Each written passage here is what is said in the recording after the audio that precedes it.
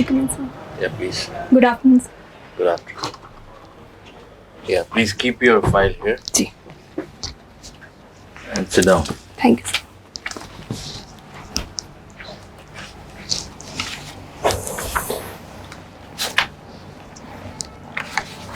सलोनी, जी सर.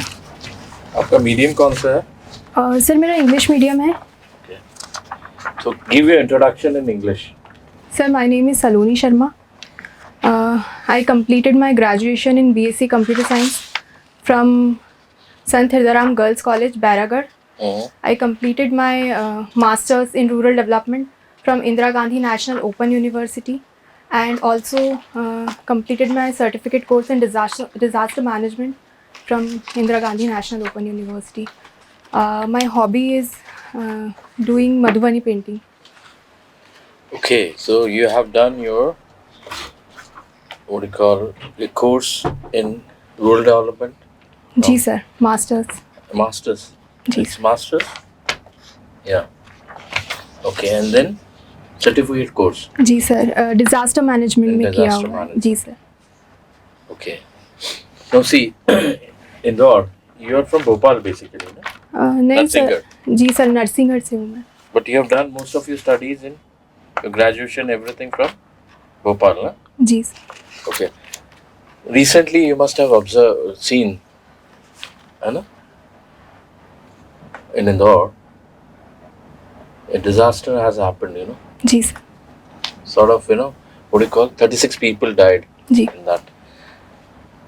वो उसको हम बेहतर तरीके से कैसे कर सकते थे उसका management? Because you have already done a course in disaster जी management. Sir. What were the lacunas? What were the gaps? You know, in managing that particular thing, you know, after that incident, you know, which happened, you know, जी. in the temple, you know, there was no preparedness, you know, on the जी. part of administration. जी. Okay, you'll agree.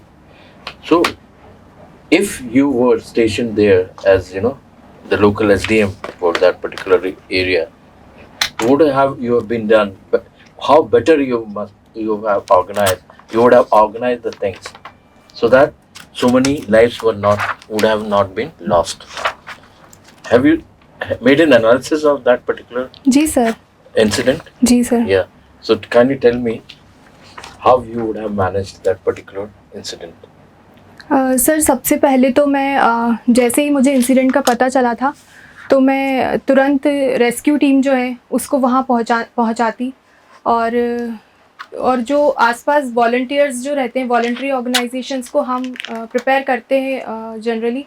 तो जो भी उसके करीब रहते हैं सबसे पहले उनको वहाँ पहुँचाया जाता और रेस्क्यू ऑपरेशंस तुरंत शुरू किए जाते. इसके अलावा वहाँ पे जो भी ज़रूरत की सामग्री होती, जैसे सर वहाँ पे रस्सियाँ जो टूट गई थी और उनके पास सीढ़ियाँ नहीं थी, तो हमें उन चीज़ों के भी इंतज़ाम जल्द से जल्द करने होते तो मैं वो करती. इसके अलावा तुरंत जो एम्बुलेंस है उसको वहाँ पहुँचाती जिससे उन्हें कम से कम फर्स्ट एड तो मिल सके. और फिर जो भी सीरियस कंडीशन रहती है जिनकी भी, तो उनको तुरंत अस्पताल में पहुँचाया जाता. इसके अलावा सर मैं जो NDRF SDRF की टीम होती उनको जल्द से जल्द प्रायोरिटी बेसिस पे उनको वहाँ बुलाने के इंतज़ाम करती ताकि रेस्क्यू ऑपरेशंस जो हैं वो मोर इफ़ेक्टिव तरीके से हम कर सकें.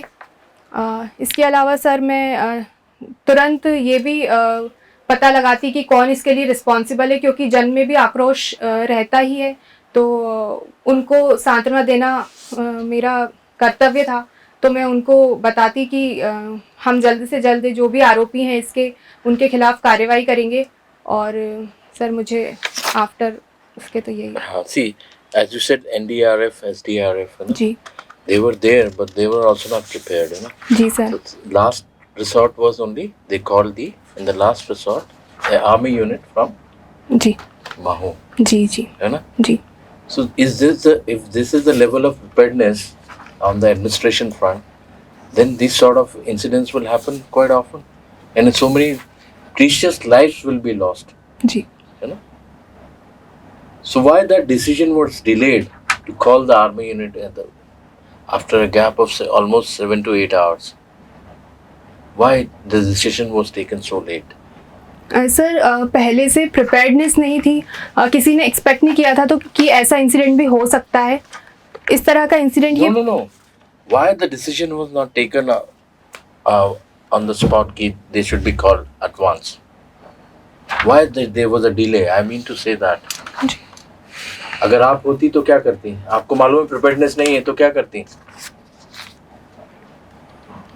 You know ना प्रिपेयर्डनेस नहीं थी सर। तो? जी सर जो कम्युनिटी है हम उनको इन्वॉल्व कर सकते थे, जो भी उनसे पूछा जा सकता था आसपास लोगों से जिसको भी तैरना आता है या फिर जो उसमें हेल्प कर सकते हैं उनको हम नहीं तो आर्मी यूनिट को पहले नहीं बुलाया जा सकता था? ये सर बुलाया जा सकता था, उनको तुरंत बुलाना चाहिए lapse था। क्यों हुआ time? Why it was lapsed so many hours, 7 to 8 hours? They came in the evening जी and sir. then the bodies were by the time the things and already damage was already has जी sir. happened, you know. जी sir. वो damage हो चुका था, you know.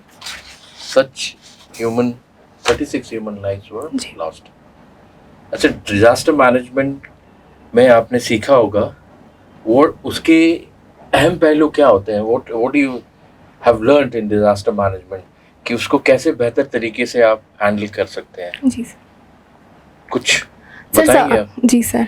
Sir सबसे पहले तो हमें जो प्रिवेंशन करना चाहिए, जैसे कि डिज़ास्टर हो ही ना उसके लिए हमें प्रिवेंशन करना चाहिए।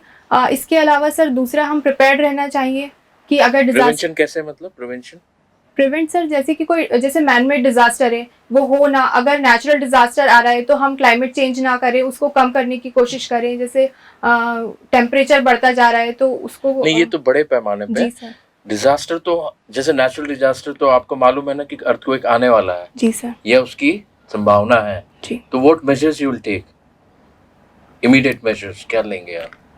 सर जहाँ भी अर्थक्वेक आने वाला है, जैसे हमको पता चल जाता है पहले, जो अर्ली वार्निंग सिस्टम्स जो होते हैं उनको हमें एक्टिव रखना चाहिए, और ताकि और लोगों तक उनकी पहुँच होनी चाहिए कि उन तक इन्फॉर्मेशन चली जाए। इसके लिए हम सर जो स्पीकर्स वगैरह रहते हैं वो लगा सकते हैं, और उसके थ्रू जैसे नगर पालिका या कोई सी भी एडमिनिस्ट्रेटिव यूनिट है उसके थ्रू हम लोगों तक जानकारी पहुंचा सकते हैं कि यहाँ अर्थक्वेक आने वाला है। क्योंकि सर ये जोन्स जो रहती हैं वो पहले से पता रहती है। जैसे जोशी मठ है वो वहाँ पे चांसेस बहुत ज़्यादा हैं अर्थक्वेक आने के या फिर डिज़ास्टर एक्टिविटीज़ होने के। तो उन इस तरह के एरियाज़ में हम पहले से लोगों को सतर्क रख सकते हैं कि ऐसा कुछ हो सकता है तो आपको तुरंत वहाँ से निकलना होगा, या फिर हम उन्हें कहीं और शिफ्ट कर सकते हैं इस तरह से। तो हमने देखा ना जैसे अर्थक्वेक आता है तो जो कैंप्स वगैरह लगाए जाते हैं उसकी तैयारी पहले होनी चाहिए कि बाद में होनी चाहिए? सर तैयारी तो पहले से फॉर होना। रिहैबिलिटेशन तो सर वो बाद में प्लानिंग ही में आना चाहिए कि नहीं? सर आना I चाहिए mean the planning. What should be your strategy for plan or the planning for to tackle such natural disasters? मैं वो पूछ रहा था। जी सर पहले से ही तैयारी होनी चाहिए। अगर जैसे कोई सा डिज़ास्टर आ जाता है तो हम तुरंत रिस्पॉन्ड कर सकें उसके लिए। तो वो तैयारी की मैं बात कर रहा था आपसे। जी सर। आपने रूरल डेवलपमेंट में भी किया है। मनरेगा स्कीम क्या है पूरा बताएंगे? MNREGA, what is MNREGA? जी सर। सर ये Mahatma Gandhi national rural employment guarantee scheme है। ये 2005 में इसको इंट्रोड्यूस किया गया था। 2 फरवरी 2006 से ये लागू की गई है। इसमें सर जो भी रूरल एरिया में जो भी जो लेबर वर्क करने वाले अनस्किल्ड वर्कर्स होते हैं उनको जॉब दी जाती है। जैसे इंफ्रास्ट्रक्चर वर्क जो भी चलता रहता है, जैसे रोड्स डेवलपमेंट और इरिगेशन टैंक्स का जो डेवलपमेंट होता है, इसमें इनको 100 डेज़ का एम्प्लॉयमेंट दिया जाता है इसके अंतर्गत। और ये लोग जो ग्राम पंचायत जो है वहाँ पर रजिस्ट्रेशन करवाते हैं और इनको एक जॉब कार्ड इशू किया जाता है।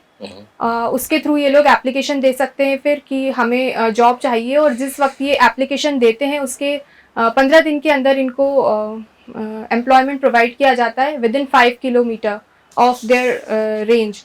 और सर अगर नहीं दे पाते हैं अगर 15 दिन के अंदर, तो इनको अनएम्प्लॉयमेंट अलाउंस जो है वो दिया जाता है।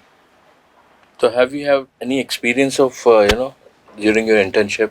आपने पीजी किया ना? जी सर। तो रूरल एरिया में जाके आपने कुछ काम किया कभी? सर काम नहीं किया है बट मैं गई ज़रूर हूँ। गए हैं? जी सर। तो what are the challenges you have faced there? मतलब what sort of you must have interacted? जी सर।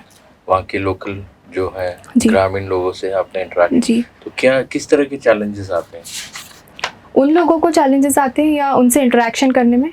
नहीं, मतलब जब आप इंटरेक्शन करते हैं तो जी। किस तरह की समस्या वो सामने लेके आते हैं, जी सर। उनको उनकी समस्याओं का वो निदान हो पाता है, नहीं हो पाता है, वो बोल रहा हूँ। जब आप इंटरेक्शन करते हैं तो बताते जी। होंगे ना जी सर। कि these are the problems we are facing, जी। और इसका कोई वो सॉल्यूशन नहीं है उनके पास। जी सर। तो इस तरीके के साथ कुछ हुआ आपके साथ? जी सर, मैंने देखा है, मैं ग्रामीण एरिया में गई थी तो कि जैसे वहाँ सरकार की जो स्कीम्स चलती रहती हैं, उनको उसका फ़ायदा वैसे तो मिलना चाहिए डायरेक्ट, लेकिन उनको करप्शन का सामना, मतलब उनको पैसे देना पड़ता है जो हायर अथॉरिटीज़ रहती हैं, उसके बाद उनका काम हो पाता है।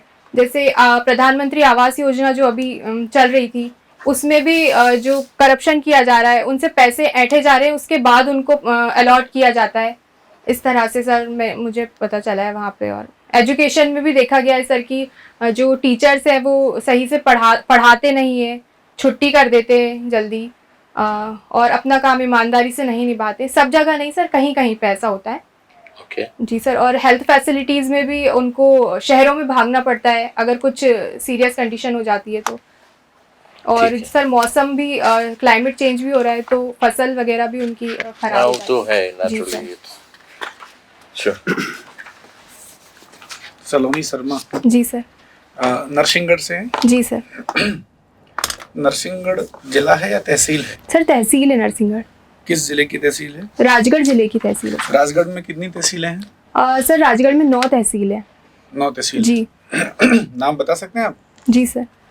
बताइए। राजगढ़, ब्यावरा, नरसिंहगढ़, पचोर, सारंगपुर, इसके अलावा Suthalia, Khujner, sorry sir, Khujner, sir अभी मुझे इतना ही याद है।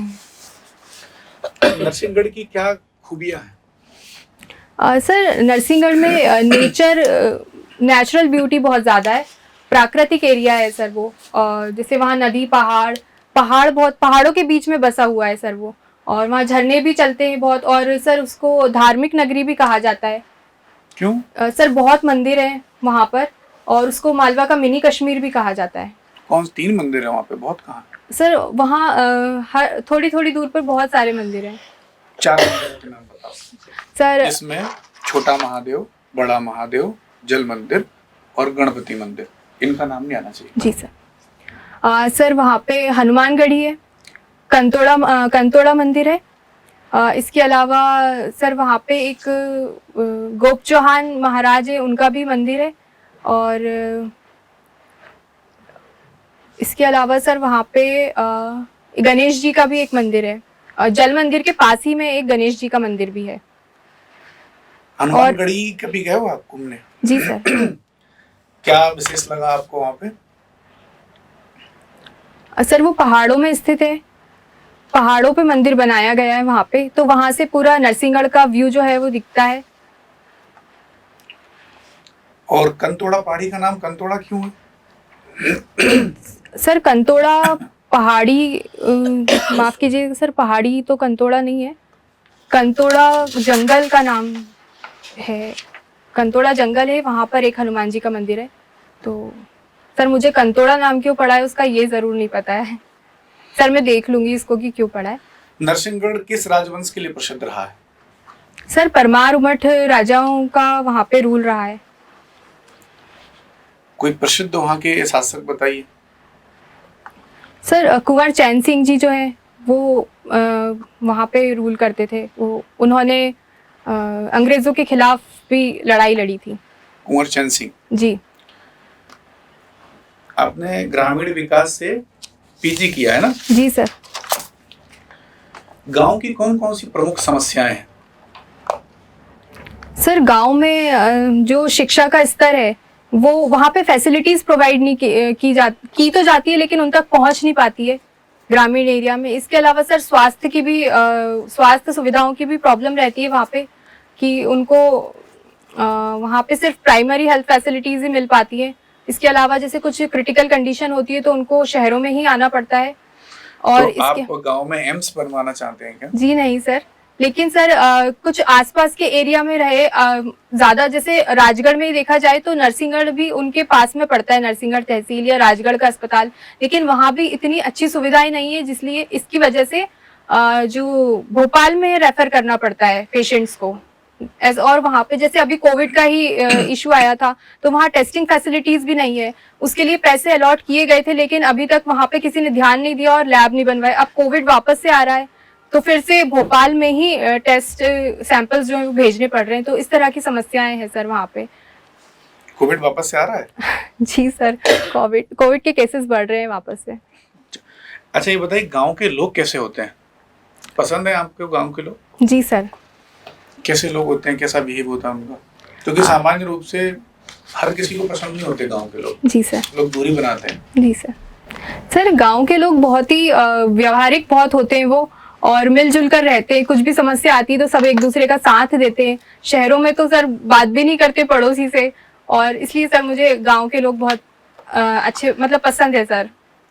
अगर मान लो कि शहर में, किसी शहर में आपकी पोस्टिंग हो जाती है, तो आप शहर के लोगों के प्रति नजरिया अपना ऐसा ही रखेंगे कि शहर के लोग खराब होते हैं? नहीं सर, मेरा मतलब ये नहीं है कि खराब होते हैं। जब बातचीत नहीं करते, मतलब नहीं रखते किसी से, तो अच्छाई क्या है उनमें? इंसान की पहली अच्छाई इंसानियत है, और शहरों में इंसानियत का स्तर जी सर कम देखा गया है शहरों में। लेकिन सर ऐसा कुछ नहीं है, मेरा नजरिया ऐसा बंधा हुआ नहीं है कि वो लोग खराब ही होते हैं, सब लोग ऐसे नहीं होते कुछ, और ज्यादातर शहरी जो लोग होते हैं वो भी ग्रामीणों से ही आए हुए होते हैं, तो उनमें अभी भी वैल्यू सिस्टम तो बचा हुआ है सर। अच्छा एक क्वेश्चन बताइए, आप किसी रास्ते से पैदल जा रहे हैं, जी सर, और आपके पीछे शेर पड़ जाए, जी सर, क्या करेंगे आप?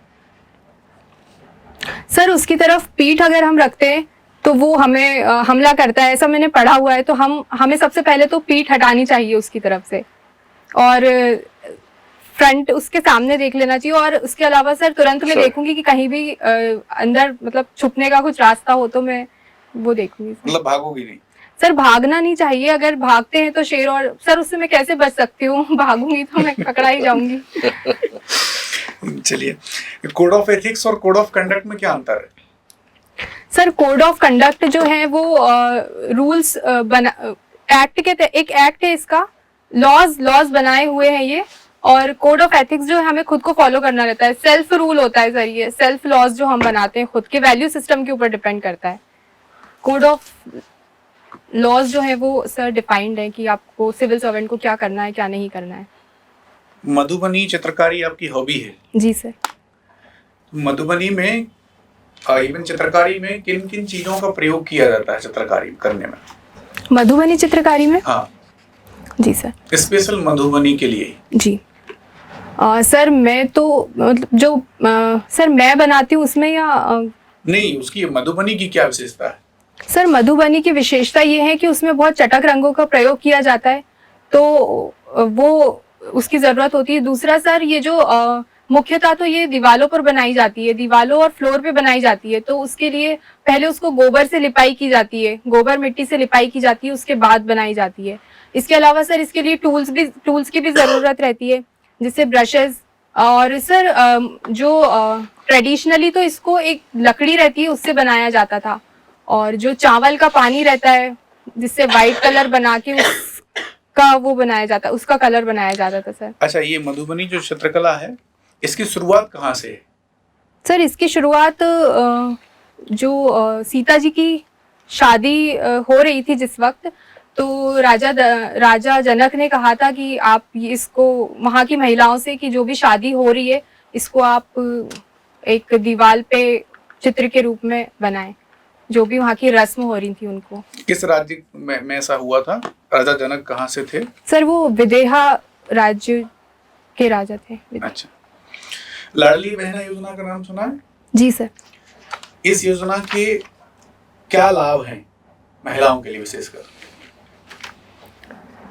सर महिलाओं को ये लाभ है कि उनको 1000 रुपये प्रति माह मिलेगा, तो उसमें वो अपने जो भी जरूरत है उनको, जैसे कि सर ज्यादा तो नहीं, कुछ चीजों को वो फुलफिल कर सकती हैं, बस जैसे उनको डिपेंड नहीं रहना पड़ेगा अपने जैसे हस्बैंड्स पे, किसी काम को अगर वो करना चाहती हैं तो वो अपना ये पैसा इन्वेस्ट कर सकती हैं, इन्वेस्ट भी कर सकती हैं सर। जैसे सेल्फ हेल्प ग्रुप्स बना के भी वो इसको यूटिलाइज कर सकती हैं।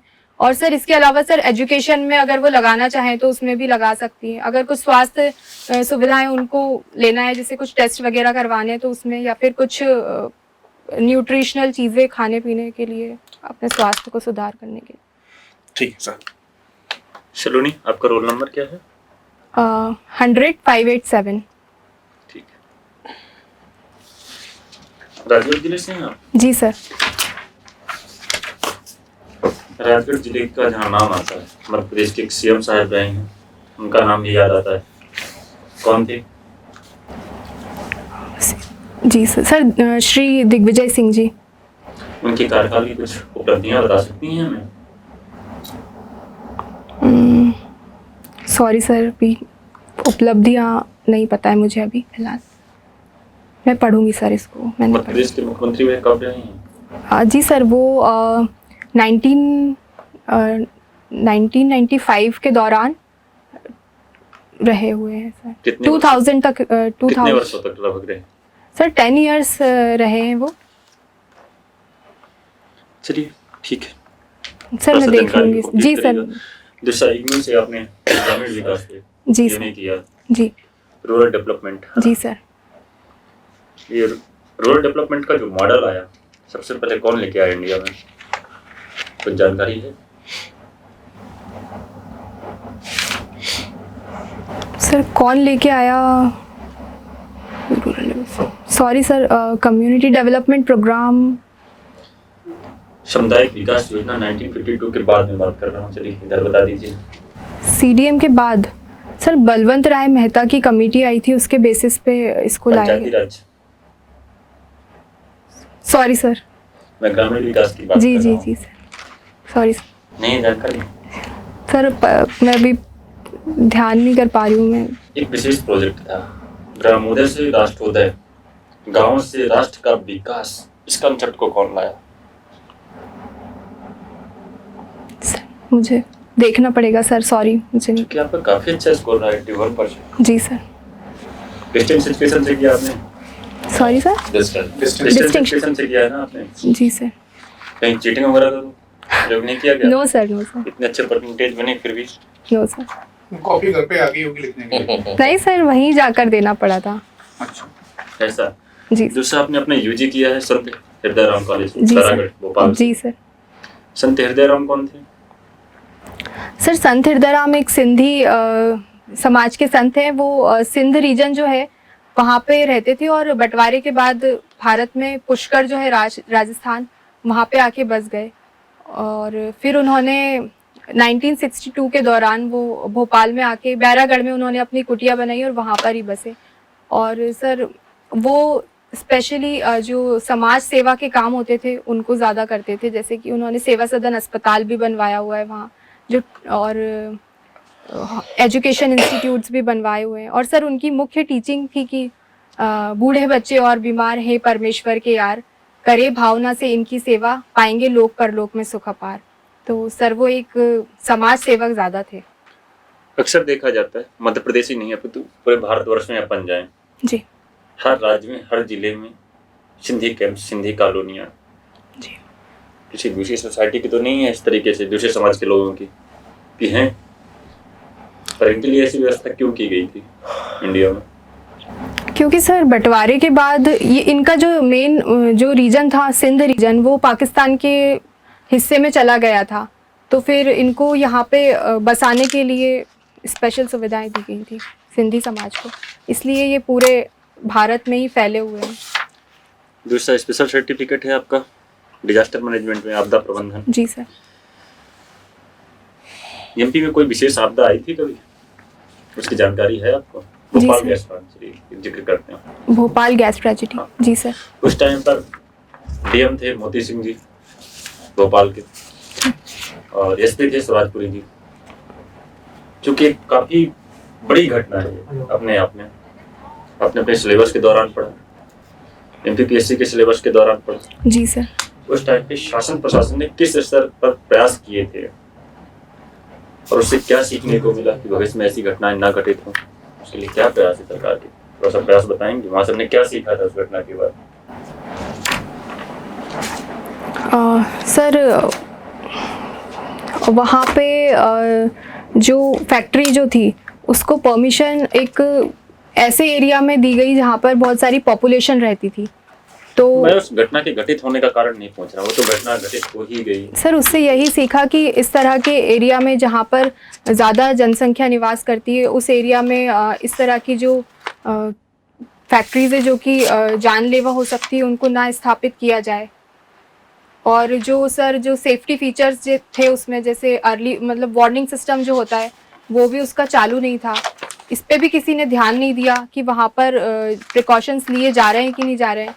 तो इसका भी अब ध्यान, उससे यही सीख मिली कि सर जो हमको इस तरह से ध्यान रखना चाहिए कि वहाँ पे वार्निंग सिस्टम वगैरह है कि नहीं या फिर टेम्परेचर कंट्रोल सिस्टम है कि नहीं है। इसके अलावा सर वहाँ पे ना जो लेबर्स थे वो भी अनस्किल्ड थे, तो उसको भी यही हमको सीखना है कि अनस्किल्ड कंट्रोल करने के लिए, अनाउंसमेंट करने के लिए स्पीकर्स हों, संयंत्र हों, वहाँ पे सभी सुविधाएं उपलब्ध हों। जी सर। इन्हीं सुविधाओं को उपलब्ध कराना ही तो आपका क्या है, आपदा प्रबंधन है। जी तो सर। मध्य प्रदेश ने अपने आपदा प्रबंधन के लिए कुछ न कुछ तो प्रोग्राम्स लाए होंगे। मैं उन प्रोग्राम्स की बात कर रहा हूँ, आपसे बार बार पूछने की जानने की कोशिश है मेरी। उस वक्त सर, हाँ उस वक्त नरेगा का नाम आपने सुना है? एक संस्थान है, आप चूंकि भोपाल में रही हैं। नरेगा? हाँ। नहीं सर मैंने नहीं सुना। भोपाल में मेडिकल कॉलेज है, उस कैंपस में आप गई हैं कभी? जी नहीं सर। नहीं गई सर मैं बैरागढ़ में ही रही हूँ। क्योंकि बैरागढ़ से बिल्कुल जुड़ा हुआ है सर, मेरा जाना नहीं हो पाया। Very close. जी सर। फिर भी आपके साथ विषय वस्तु का रहा हो। Sorry sir. अच्छा, मधुबनी चित्रकला में विशेष रुचि है। सर को जैसा आपने बताया कि सीता जी का विवाह हो रहा था, जी सर। उस समय तैयार की गई। आप कभी बिहार गई हैं जो इस चित्रकला से प्रेरित हुई? नहीं सर, मैं बिहार नहीं गई कभी भी। कभी नहीं? जी नहीं सर। मधुबनी, बेतिया, चंपारण? जी नहीं सर। इस चित्रकला की आपसे जब विशेषताएं पूछे गई थे, आपने कुछ बताई भी, विशेष रूप से चावल की माड़ की आपने जिक्र किया। जी सर। ठीक है, प्राकृतिक रंगों का प्रयोग, पर एक मुख्य विशेषता है जो अन्य चित्रकला है उससे इसे बिल्कुल डिफरेंट बनाते हैं। हम कैसे पहचान कर पाएंगे कि यह मधुबनी चित्रकला? आपने इसमें अपनी फाइल में रखा भी है, ठीक? हम कैसे जान पाएंगे यही मधुबनी चित्रकला? कोई दूसरी भी चित्रकला तो हो सकती है, मांडना हो, संज्ञा हो। सर इसमें किसी भी जगह को खाली नहीं छोड़ा जाता है। ये मिनिएचर पेंटिंग है सर। मिनिएचर पेंटिंग्स तो लगभग सर अपने क्षेत्रीय स्तर पर, यहाँ पे भी अगर एमपी की बात करें, जी ठीक है, चाहे गोंड ट्राइब्स कर रही हैं, चाहे बाघ प्रिंट का अपन देखते हैं, यहाँ बात करते हैं, जी सर। सही में कहाँ खाली छोड़ते हैं? सर मुझे अभी यही याद आ पा रहा है। कोई चित्र बना के चित्र के अंदर रंग भर के, वही चित्रकला हो गया आपका ना। आप क्या कहना चाह रही है? जी नहीं खाली सर। छोड़ देंगे तो जी फिर नहीं कहे कि सर। चित्र बना और कहे कि कला हुई उसमें। सर ये 5 प्रकार की होती है, हर उसकी अलग अलग वो होती है स्पेशलिटी।